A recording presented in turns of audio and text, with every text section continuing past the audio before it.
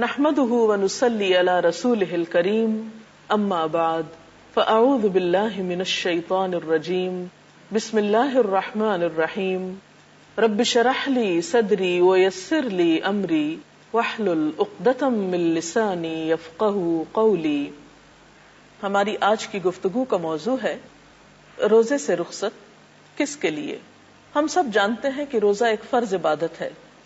اگر کوئی شخص جان بوجھ کر بغیر عذر کے رمضان کا ایک روزہ بھی چھوڑ دیتا ہے اور بعد میں وہ زندگی بھر بھی روزے رکھتا ہے تو اس ایک روزے کے اجر کو نہیں پا سکتا جو اس نے رمضان میں چھوڑ دیا۔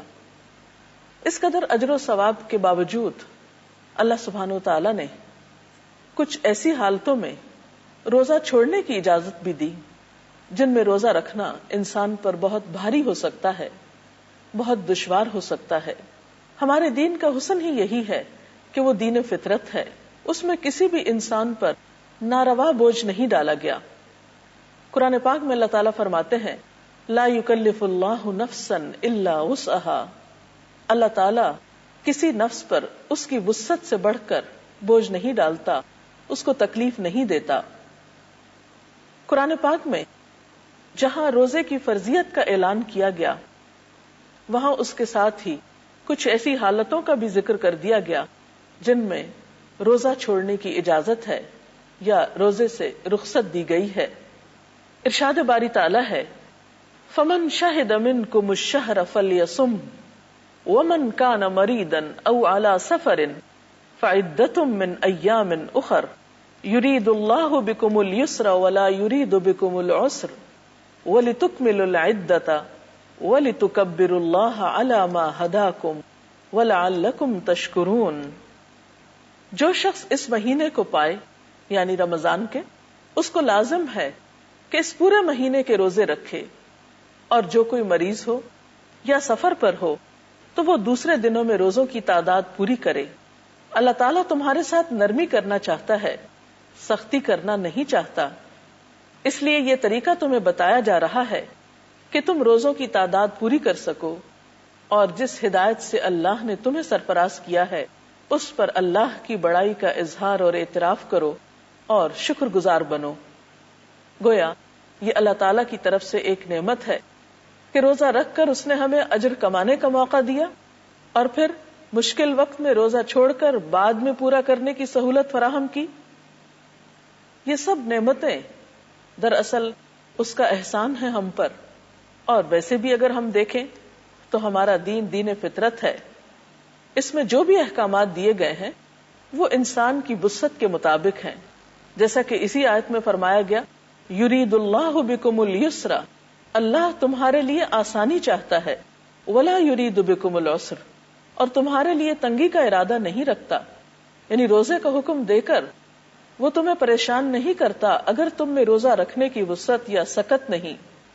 اسی طرح ہم دیکھتے ہیں کہ نبی صلی اللہ علیہ وسلم نے فرمایا الدین یسر، دین آسانی ہے، اور آپ نے اپنے صحابہ سے بھی خطاب فرمایا کہ وہ لوگوں کے لیے آسانی پیدا کیا کریں، یسروا ولا تعسروا وبشروا ولا تنفروا، کہ لوگوں کو دین کے احکامات بتانے میں آسانی پیدا کیا کرو اور تنگی پیدا نہ کیا کرو، خوشخبری دیا کرو اور بھگایا مت کرو یا نفرت نہ دلایا کرو۔ اسی طرح ہم دیکھتے ہیں کہ قرآن پاک میں اللہ تعالیٰ فرماتے ہیں ما جعل علیکم فی الدین من حرج، کہ اس نے دین کے معاملے میں تم پر کوئی تنگی نہیں رکھی۔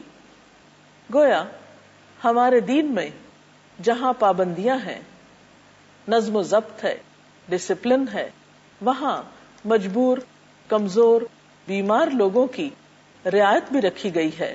تو اس آیت کی روشنی میں ہم دیکھتے ہیں کہ روزہ چھوڑنے کی رعایت خاص طور پر مسافر کے لیے ہے۔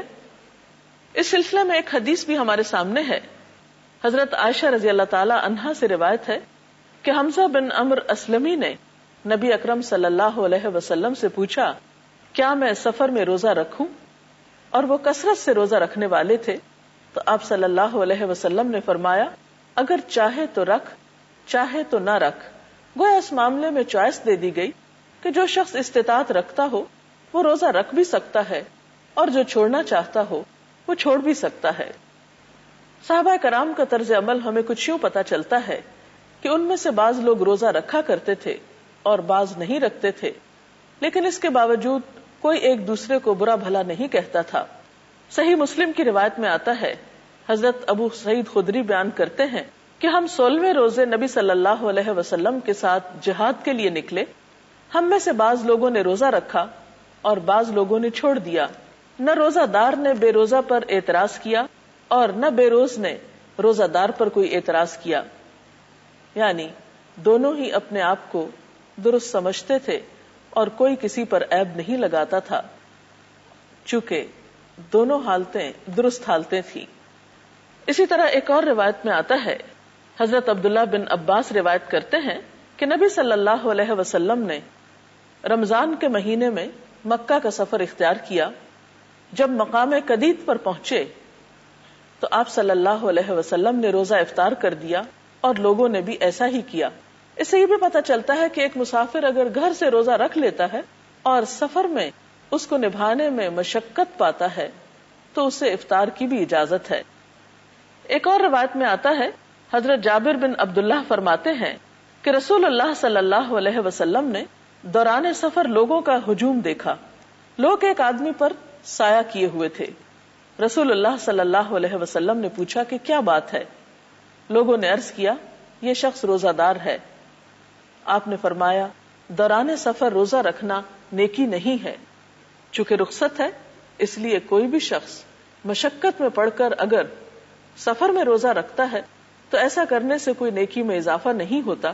اس سے یہ پتہ چلتا ہے کہ دین کی دی ہوئی رخصتوں سے ہمیں فائدہ اٹھانا چاہیے۔ ایک اور حدیث کے مطابق اللہ تعالیٰ جس طرح انسان کے لیے پابندیوں کو قبول کرنا پسند کرتے ہیں، اسی طرح وہ اپنے بندوں کے لیے یہ بات بھی پسند کرتے ہیں کہ بندے اللہ تعالیٰ کی دی ہوئی رخصتوں سے فائدہ اٹھائیں، کیونکہ اللہ تعالیٰ سے بڑھ کر ہمیں کوئی نہیں جانتا، ہماری نفسیات سے اس سے بڑھ کر کوئی واقف نہیں، لہذا اس کو بہت اچھی طرح معلوم ہے کہ کون شخص کتنا بوجھ اٹھا سکتا ہے اور کس حال میں کیسا طرز عمل اختیار کر سکتا ہے۔ اس لیے جہاں کہیں رخصت کا معاملہ ہو وہاں رخصت سے فائدہ اٹھانا بھی نیکی ہے۔ مثلاً ایک اور سفر میں آپ صلی اللہ علیہ وسلم کے ساتھ صحابہ کرام بھی تھے۔ کچھ لوگ روزے سے تھے اور کچھ نے روزہ نہیں رکھا۔ ایک جگہ پر پہنچے تو سب لوگوں نے پڑاؤ کیا۔ وہاں روزہ دار تو آرام کرنے لگ گئے، جن کا روزہ نہیں تھا ان لوگوں نے لکڑیاں جمع کی، کھانا پکایا اور دوسروں کی خدمت کی۔ تو آپ نے فرمایا، آج کے دن وہ لوگ سارا اجر لوٹ لے گئے جنہوں نے دوسروں کی خدمت کی۔ تو اس لیے ہم دیکھتے ہیں کہ کوئی بھی ایسا سفر جس میں روزہ رکھنے میں مشقت ہو، اگر اس میں روزہ نہ رکھا جائے تو اس میں گناہ یا حرج کی بات نہیں ہے۔ قرآن پاک کی اس آیت کی روح سے مسافر کے علاوہ بیمار کو بھی روزہ نہ رکھنے کی رخصت دی گئی ہے، لیکن بیماری کیسی بیماری ہو جس میں انسان روزہ نہ رکھے؟ یقیناً وہ بیماری جس میں روزہ رکھنے پر بیماری میں اضافے کا اندیشہ ہو یا جان جانے کا خطرہ ہو۔ اس کے علاوہ ایسے بوڑھے لوگ جو بظاہر کسی بیماری کا شکار نہیں، لیکن بڑھاپا بذات خود ان کے لیے ایک بیماری اور کمزوری کی حیثیت رکھتا ہے، ان کے لیے بھی روزہ نہ رکھنے کی رخصت ہے۔ حضرت ابن عباس سے روایت ہے کہ بوڑھے آدمی کو روزہ نہ رکھنے کی رخصت دی گئی ہے، لیکن وہ ہر روزے کے بدلے ایک مسکین کو کھانا کھلا دے اور اس پر کوئی قضا نہیں ہے۔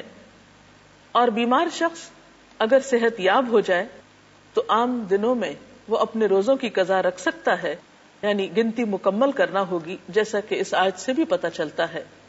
اسی طرح کچھ حالتیں ایسی ہیں جو براہ راست بیماری کے زمرے میں تو نہیں آتی لیکن بیماری سے قریب تر ہیں، مثلا حاملہ عورت یا دودھ پلانے والی عورت، ان کو بھی روزہ چھوڑنے کی اجازت دی گئی ہے۔ حدیث میں آتا ہے، حضرت انس بن مالک سے روایت ہے، نبی صلی اللہ علیہ وسلم نے فرمایا، اللہ تعالیٰ نے مسافر کو روزہ مؤخر کرنے اور نصف نماز کی رخصت دی ہے، جبکہ حاملہ اور دودھ پلانے والی عورت کو روزہ مؤخر کرنے کی رخصت دی ہے۔ یعنی ایسی خواتین بھی اس حالت میں روزہ نہ رکھیں لیکن بعد میں وہ اپنے روزوں کی قضا دیں. اسی طرح حائضہ عورت، اسے بھی ان ایام میں روزہ نہیں رکھنا چاہیے، ہاں بعد میں وہ بھی اپنے روزوں کی قضا دے گی. تو یہ چند ایک صورتیں ایسی تھیں جس میں ہم دیکھتے ہیں کہ اللہ تعالیٰ نے اس فرض کی ادائیگی میں لوگوں کو رخصت دی ہے. نمبر 1 مسافر، نمبر 2 بیمار، نمبر 3 بوڑھے لوگ، نمبر 4 حائضہ، حاملہ اور دودھ پلانے والی عورت. اگر اس سلسلے میں آپ کے ذہن میں کوئی سوال ہو تو آپ کر سکتے ہیں. میڈم یہ سوال ہے کہ اگر کسی شخص کی بیماری دائمی ہو اور وہ قضا بھی نہ رکھ سکتا ہو تو پھر وہ کیا کرے؟ بات یہ ہے کہ اگر کوئی شخص کسی ایسی بیماری میں گھر گیا ہے جس سے اسے کبھی بھی صحت کی توقع نہیں، تو اسے چاہیے کہ وہ رمضان میں ہی اپنے روزوں کا فدیہ ادا کر دے، اور ایک روزے کا فدیہ ایک مسکین کا کھانا ہے. تو اس طرح اگر وہ رمضان کے بعد روزوں کی قضا نہیں بھی رکھتا تو انشاءاللہ اس کا کفارہ ہو جائے گا. اجازت چاہتے ہیں. اللہ حافظ.